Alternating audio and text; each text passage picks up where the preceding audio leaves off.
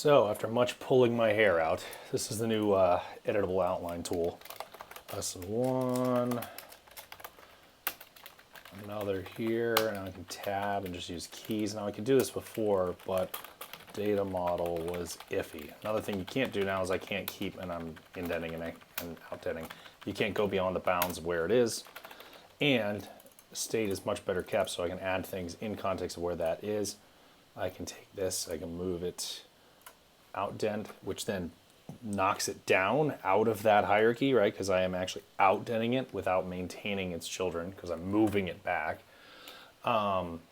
Duplicating, so let's just do these a bunch. I can also now collapse things, and I can go to one, and I can hit toggle active, which will open and close it, which means I can toggle the lesson 1, then I can duplicate lesson 1 a bunch of times, then I can expand all of them, then I can scroll down and I get it nice stuck to the interface.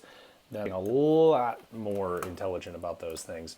I can also delete, and there goes just that node, not the entire hierarchy. So we'll need a way of asking if you want to delete the whole hierarchy, but now I also can't just go backwards forever to get rid of an item. Which makes a lot of sense, actually. You know, if we're deleting items out of here, I want it to be a little more cumbersome. I don't want you to be able to just destroy things en masse. The most important part of what's going on here, though, by far, is the data and the integrity of the data model. So I'm going to open this up in another window. There we go. So you can see here, what I'm going to do is I'm going to hit Save Schema. And that is going to take a copy and store it in a temporary area, and then we're going to import it.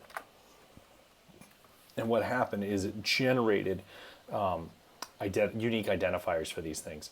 So now, just for tracking purposes, let's copy this and we'll make it the title. And this is the large test I've been doing quite a bit here. So then now I can duplicate all I want, could collapse all of these, take this one, move it around, right? And it's staying with where I am at that point in time.